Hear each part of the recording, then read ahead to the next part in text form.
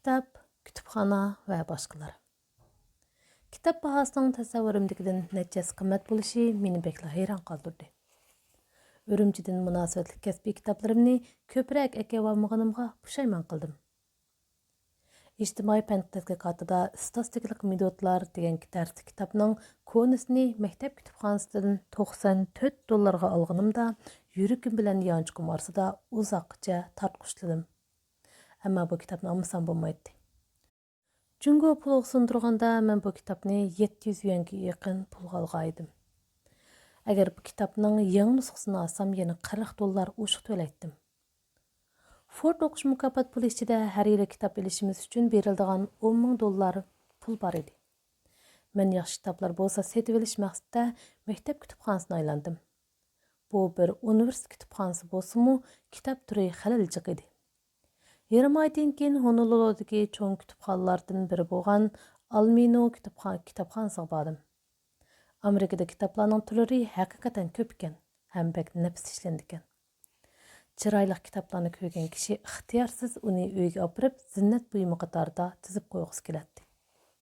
Kitob bahosining qimmat bo'lishi amaliy bir masala. Ammo Amerikada muqim xizmat topganlarga kitob bahosimi qimmat tuyulmaydi. Shu kuni kitobxonada to'p-to'g'ri 5 soat aylanibdiman. Kechda kitobxonadan qursaqlarim echib tortishgan horg'in holatda yotqimga qaytdim. Ürümchida beka bo'lsam kitobxonlarni aylanish, kitobxonlarda yangi uchurlarni izlash uzundan buyon bir xil aram olish otimga aylangan edi. Hayot tashvishlari menimni taljiratganda, reallikning aslidan taliq bo'lmasligi tegishli savol tugillari kallamni o'ja qilganda kitobxonaga borsam, bir xil o'zgacha rohat tuyg'usiga, huzurga erishatdim. Yarıgan kitoblarni saqlash qimmati bor deb qaraganlikqa kitoblarni aymay olatdim. Ammo men hozir Amerikada. Yuqori iste'mol va kitob bahosi vatanikidan nechasi yuqori bo'lgan bir tuproqda yashayotganligim uchun iqtisodchil bo'lmasam bo'lmaydi. Men hozir o'quvchi, amaliyotchi bo'lishim kerak deb o'zimga chekilib tursam-mu, ichimdagi noma'lum bir kuch meni kitobxonaga kitob jozirdagi o'zim ko'rib qo'ygan kitoblarni setib olishga undaydi. Oxirida kitobni azroq oladigan amalni topildi. Bununla selishtirma madaniyatşünaslık dersi belli savaq aldıgan Fransiyalik qiz savaqdışım Yukaның askartishi sababchi bo'ldi. Bir kuni tanafisi arlig'ida Yukaның qo'lida ajoyib chiroyli ishlangan bir ingliz kitobini ko'rib qoldim. "Nim kitob ko'ryapsiz?" dedim uning yoniga kelib. "Qor davlati", dedi u kitobdan beshini ko'tarib. Yaponiya yozuvchisi Kawabata Yusarining "Qor davlatiga" asrimi? So'radim men qiziqsinib. Sizmi adabiy asarlar qiziqadigansiz-da. Kawabata Yusarining asarlarini yoqtirib o'qamsiz? Ha, men adabiy asar o'qishga amroq. Bo'libmi Kawabata Yusarining asarlari menga she'rdek tuyuldi, dedi Yuka. Mashhur asarlar odamni o'rtoqlik tuyg'usiga ega qiladi. Men uning Ko'z yomg'iri nomli hikoyasini tarjima qilib e'lon qildirgan. Uyg'udagi Sohib Jamol degan povestning tarjima tahrirligini ishlagan edim, dedim men. Adabiyot o'rtoq qiziqish haqidagi parang gapimizni tabiiy holda ovutdi. Men Yukoga oldimdagi chiroyli fransuz qizga qarab etib va uning adabiyot haqidagi xili vazni bor paranglarni anglab etib, ixtiyorsiz holda esil kitoblarni o'qib turgan qizlarning ichki dunyosi o'ziga o'xshashli yaqinlik bo'ladi ekan deganlarni xayolga o'tkazdim. Shu arada yaponiyalik qiz Kaori kelib suhbatimizga qo'shildi. Men Amerikada ikki chet ellikning bizning yozuvchimiz haqida paranglarni anglarman deb faqat o'ylamagan edim. Kawabata Yusari bizning yaponiyaliklarning faxri, dedi Kaori hayajonlanib. Kawabata Yusari Targodan keyin Nobel adabiyot mukofotiga erishgan asiyalik ikkinchi yozuvchi, dedim men va Kaoridan uzundan buyon bir bu yozuvchiga munosabatli kallamda tugun bo'lib turgan bir savolni so'radim. U 1968-yili Nobel mukofotiga erishib bo'lib, 2 yildan keyin nimishga o'zini o'ltirib oladi. Men uning asarlarini yoqtirib o'qiyman. Ammo uning o'zini o'ltirib olganligini faqat qabul qilamadim. Biz musulmonlar o'zini o'ltirib olishni bek ig'ir olamiz. Kaori astoydillik bilan javob berdi. Kawabata Yusari dan qaznib Nobel mukofotiga erishgan vaqt Yaponiya 2. dunyo urushidan keyingi vayronchilik xarobiylikdan to'liq asli kelib bo'lamagan. Yaponiyaning istiqboli qorong'u chog'lar edi. Dadamdan anglashimcha, nurg'un odamlar u chog'da bak tushkunlashgan ekan. Kawabata Yosarimo vatanning taqdiridan qayg'urib tushkunlashib o'zini o'ldirib olganmish. Dunyoviy shuhratlik Qirg'iz yozuvchisi Chingiz Aytmatov adib davrining vijdoni degan edi. Gerçi men Kawabata Yosarining o'zini o'tirib olishini o'zini inkor qilganlik deb qarasammi, uning vatanparvarligidan ta'sirlandim. Kaorining tushuntirishicha bo'lganda, yozuvchi davr oldida o'zini ilojsiz his qilib, vijdon azobida o'zini o'tirib olgan bo'ladi. Ko'nglimda bu javobdan deganda qanoatlanmasammi, jamiyatshunoslik kasbida o'qiydigan bu qizning yozuvchining o'limini azob eng'iga bog'lab tahlil qilishi meni xalali qoyil qilgan edi. Umid baxtsiz odamning ikkinchi yuragi, dedim men. Biz hammamiz ingliz tilidagi mundaq bir hikmatni anglagan. Qarаңғы kechadan keyin hamon tong otadi. Kawabata Yosari umid bilan yashagan bo'lsa, o'zini o'ldirib olmas bo'lg'aydi. Mana hozir yaponiyaliklar qat ko'tadi. Amerikadagi kuchli davlatdimi nurg'un odam Yaponiyaning mashinalarini, elektr saymonlarini ishlatadi. Har qanday millat tushkunlik jarayonini boshdan kechiradi. Ammo tushkunlikka qanday muomala qilish bir millatning pishqam-pishmaganligini o'lchaydigan bir o'lcham. Men yaponiyaliklarning ro'yiga qoyil. Chunki ular tushkunlik masalasini to'g'ri hal qilib, rahimsiz reallikqa bosh egmadi va uni o'zgartira oladi. Parangimiz tabiiy holda Kawabata Yosaridan boshqa dunyoviy shuhratli yozuvchilarga o'tkaldi. Kaoriga qaraganda Yukaning adabiyot tushunchasi mukammalroq edi. Shu topda o'xshamagan millatdan bo'lgan uchimizning orasida ingliz tili ko'rik bo'lib o'tadi. Yuka bakalavrlik unvonini hozirgi zamon Fransiya adabiyotidan olgan ekan.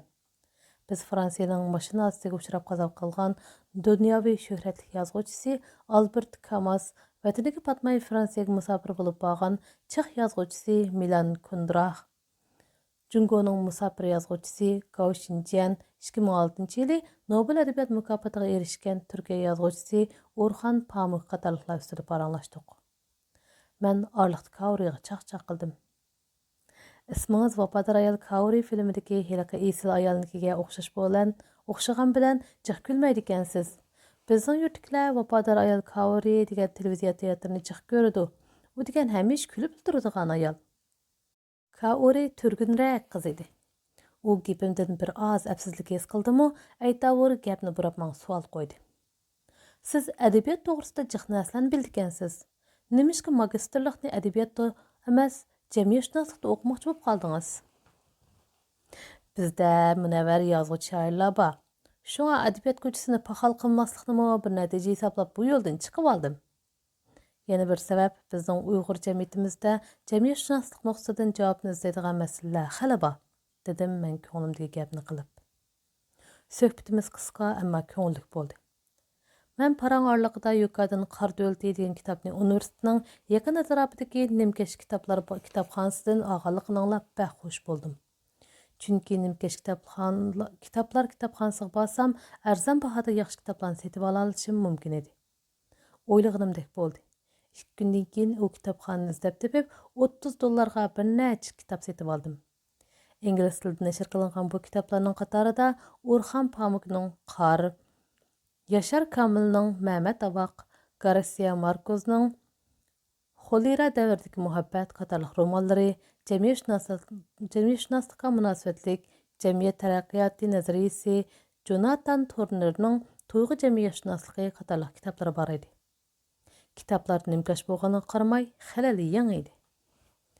Kitoblarni elib yotoqqa qaytgach, kitob haqida bir muncha xiyollarni surib ketibdiman. Men universitetdan hozirgacha bo'lgan hayotimda kitobning foydasini ko'rgan. O'zligidan o'rganishning lazzatini, halovatini tetigan odam edim. Shunga reallik, azobliq savollar bilan meni qiynaganda yo'liqqan masalalarimga esil kitoblardan javob izlashni o'zimga odat qilgan edim. Necha qatim So'rxush ingliz tili tarbiyalash markazida leksiya so'zlagan vaqtlarimda o'quvchilardan dunyodagi odamga eng foydasi tegadigan, eng o'zgacha universitet qaysi deb so'raydim. O'quvchilarim bu savolni tushunolmay, damalliqqa g'ingirab qoladi. Men orqadilla u bo'lsa-mu o'zligidan o'rganish universiteti deb javob berdim. Demisimi ma'rif biz izdegan narsalarni berelmegende, ortiqcha tuttit bo'lib yurmay o'zigidan o'g'inish orqali savollarga javob izlash oqilan tanlash usuli. O'zigidan o'g'inish amaliyotda bir odatlanish jarayoni. Nurg'un kishi maktabdan, muallimdan cho'ng umidlarni kutadi. Bu xato emas. Ammo oxirgi hisobda o'ziga o'g'inishni to'xmu cho'nqur his qildira oladigan, mustaqil fikr qilish qobiliyati va his tuyg'ularini tingshash fursati ato qiladigan ma'rif shakli yana o'zigidan o'g'inish. Milliy ma'rif nurg'un kirsizlik savollarga duch kelgan hozirgidek vaqtda o'zigidan o'g'inishning roli va foydasi texmi zo'r. Masalaning tuguni kitob o'qishdan keladigan tafakkur quvvatini qanday qilib qimmatga aylantirishda. Mən ingliz tili öyrəniş jarayonida bu nuqtani və özlüğüdən öyrənişдің faydasını həqiqi his qılğan. Havay Universitetiga kelib bir həftə ötkəndə kompüter arqılıq kütüpxanadan kitab materiallarını izləşni öyrənib aldım. Bu öyrənişim məni yepyeni bir xoşallıq dünyasına başlap girdi. Mən Şinjan Universitetinin kütüpxanasında nurg'un əhmiyyətli tədqiqatlarni ötküzgən. Şinjan Uyğur Abdunur Aylıq kütüpxanadan kitab arayıtılıb baxqan. Әмма Havay Universiteti kütüphanesi meyli kitap türü, meyli küləm, meyli mülazimət cəhətdən bolsun bir xalqaralıq universitetin kütüphanesiga xas haldaki artıqçılığı bilan meni həqiqatan özüge cəlb qılıb aldı. Hayranlıq ilkide xəbər tapdım ki, universitet oquşlarının ariyat aldığan kitap sanıga çək qoyulmaydı ekan. Oqub bulalsaq, bir qatımda 100 parça kitap ariyat alsaqmı buli veredi ekan. Yani gelip arayat almoqchi bo'lgan kitapning nomerini kompüterdan izlaganddan keyin o'zimiz izlab topib pastga elib tushirganmiz. Men ishonch mexanizmining odamga elib keladigan suyunish tuyg'usini kütüpxonadammo his qildim. Tanlov bozori shaklidagi kütüpxona boshqarish shakli odamga o'zini qadrlash, bilimni qadrlash hissiyoti va erkin fikr bo'shlig'i ato qiladi. Sizni nazorat qiladigan odamning bo'lmasligi va oladigan kitoblarga chek qo'yilmasligi sizga o'zingizga qattiq talab qo'yishni, universitetning mulozimatiga tushliq ilmiy ruh tiklashni va berilib ilm tahsil qilishni cheklab turadi. Mana bu unsiz tarbiyaning usuli. Unsiz tarbiya odamni qalbidan o'zgartiradi.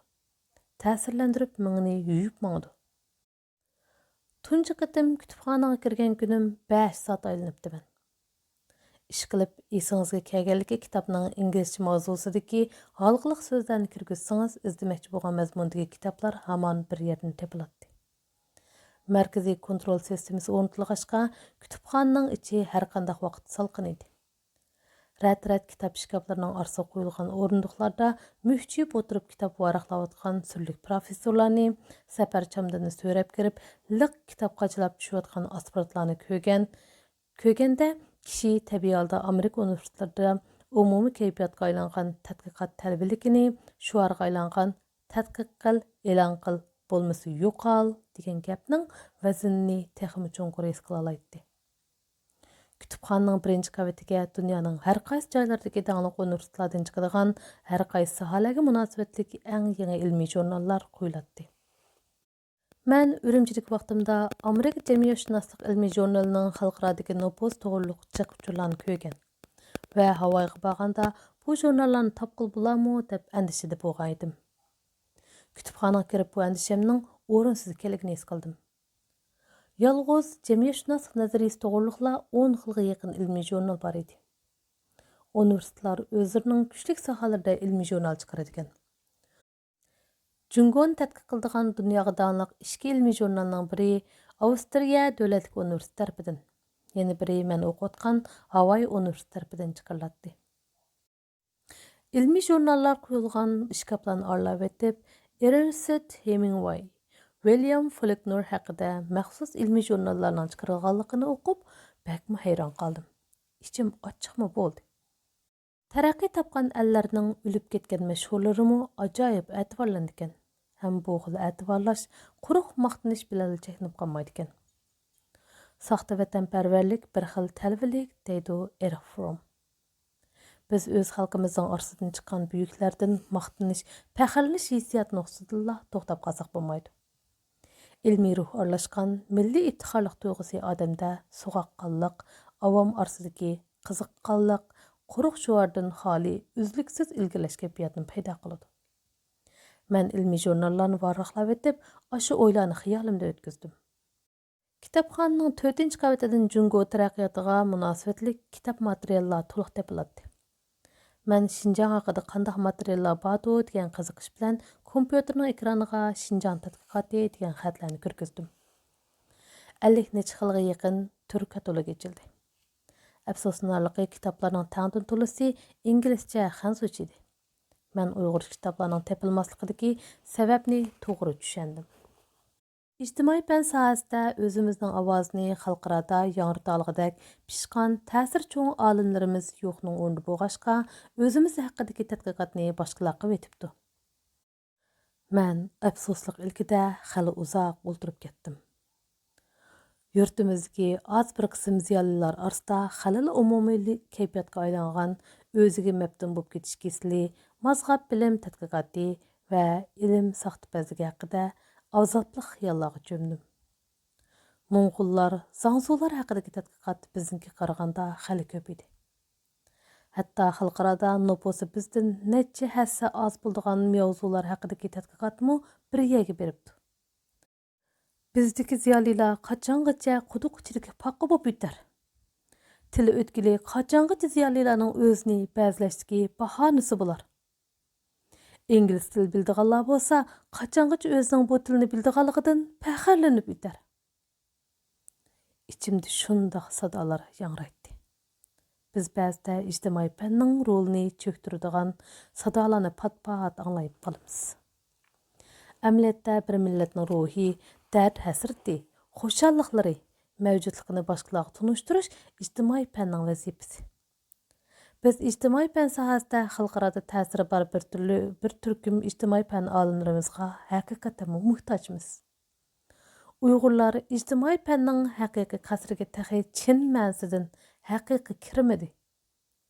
Uyg'urlarda ijtimoiy fanning vaqti o'tmadi ham o'tmaydi. İçimde ashundoq sadolar davrab turadi. Bu gaplarni kimlarga duo qarab turib degim keladi. Lekin atrofimda bir Uyg'ur yo'q edi. Xiyolimdan qutulish uchun o'rnimdan turib ketdim. Әмді kitapxonlardan kitap ilib yurmasam bo'ladi. Ammo oldimga yangi bir masala qo'yilgan edi. Bir-biridan esil yangi ideya va tanqidiy o'ylar bilan yozilgan kitaplarni qandoq o'qish, qandoq hazm qilib amaliyotga tatbiqlash, vaqtni qandoq o'rlashtirish, qaysi nuqtadan fikr qilish, bugunni qandoq o'tkazish qatorliq masalalar mendan san'at mahorat talab qilyotdi. Kitap elish, ammo o'qimaslik. O'qish, ammo hazm qilmaslik. Hazm qilish, ammo o'qiganlaridan yarim yarda xulosa chiqarishga aldirash bir xil ahmoqonlik. Tadqiqotdagi o'zini ko'rsatishdan boshqa narsa emas edi. Tuzukroq ish qilishim kerak.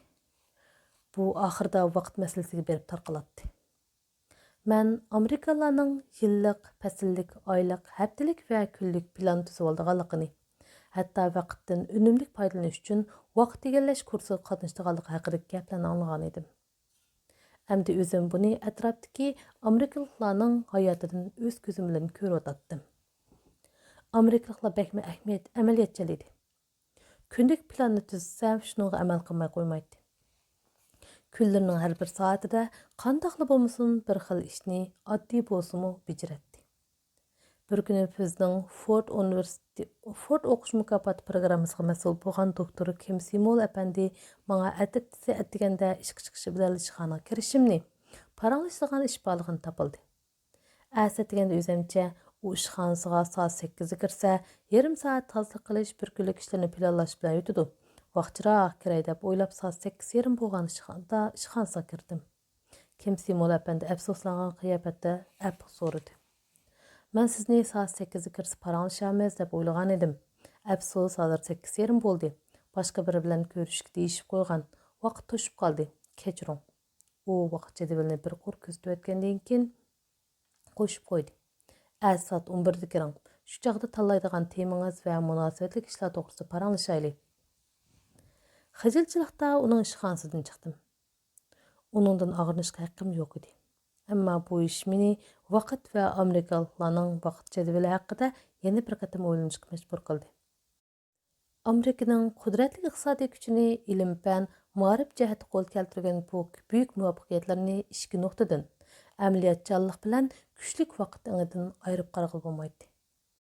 Amaliyotchilik falsafasining asoschisi Amerikaning mashhur faylasufi William James va uning o'quvchisi yana bir gigant faylasuf John Dewey'larning ta'siri falsafani real turmushga yaqinlashtirishni maqsad qilgan tirishchanliklarning natijasida amaliyotchanlik reallikqa yuzlanish ro'yi avom orasida cho'nqur yildiz totgan va ozgan bir asrga yaqin tarixiy taraqqiyot davomida Amerikalılarning inqilob xarakterlik ilgirlash hosil qilishiga turtki bo'lgan edi.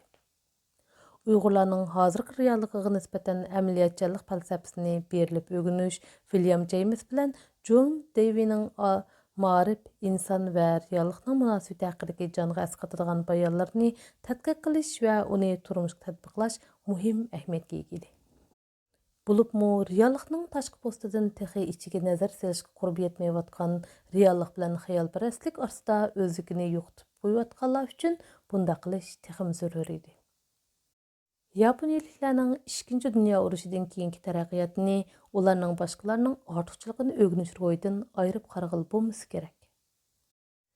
An'anaviy axloq va qimmat qarashlariga varislik qilgan, uni saqlab qolgan asosda taraqqiyotda oldiga ketgan millatlarning ortiqchiligini o'rganish Uyg'urlarning ma'naviy safosini o'stirish, nazariy tafakkur quvvatini oshirish jihatda tashlagan ahamiyatli qadam. Әмма Американың Afg'oniston, Iroq urushlarini qo'zg'ab nurg'un musulmonlarning o'lishi va noroziligiga sababchi bo'lishi natijasida yaqinqi bir necha yildan buyon bir qism kishilarimiz, hatto ba'zi ziyolilar orasida Amerikaliklarning gep-shiqislar besh og'riydigan, g'arbning ta'sirini zaharlik deb qaraydigan xohish bosh ko'tarib qoldi. Bu tanqidiy o'ylanishning kam bo'lishi tufayli kelib chiqayotgan bir taraflamalik. Amerikaning hamma narsasi zaharlik bo'lsa, Amerikalılar ijod qilgan tok, telefon, yumshoq detallar va boshqa kashfiyotlarni ishlatmasak bo'ladi. Lekin bu mumkin emas. Odamning fikr qilish, tanqidiy o'ylanish qobiliyati siyosiy tashviqotning yoki bir taraflama ko'z qarashning qurboniga aylanib ketsa, bu bakmu afsuslanarli ish bo'ladi. Diqqat qilishga arziydigan yana bir taraf Amerikalılarning kunlik turmushga singib ketgan vaqtini. Biz odatda hayot qimmatli degan gapni ko'p anglaymiz. Ammo hayot bir abstrakt hukm. Amaliyotda u konkret vaqtdan tarkib topadi. Konkret vaqt nuqtasidan yillar asrni, oylar yilni, haftalar oyni, kunlar haftani, soatlar kunni tashkil qiladi. Amerikalılar bir kunlik ishni soatlarga taqsimlaydi. Ma'lum bir ishni ma'lum bir mezgil ichida tugatishga ko'nib bitgan bo'lsa, shuning peyida yurib boshqa ishlarga diqqatini chashmaydi. Richard Lewis Vaqtdan foydalanish degan kitobida Amerikalılarning vaqt boshqarish ilmini boshqa millatlarga bilan solishtirib, dunyodagi 3 xil vaqt boshqarish haqida tilga oladi. Birinchi, Amerikalılarni markaz qilgan germanlar va shveysariyaliklarga o'rtaq bo'lgan tuz siziqliq vaqt. Bu xil vaqt boshqarish shaklidagi kishilar aniq nishon bilan vaqtni konkret taqsimlab, tuz siziq shaklida ilgirlaydi. Bir vaqtda bir ishni qiladi.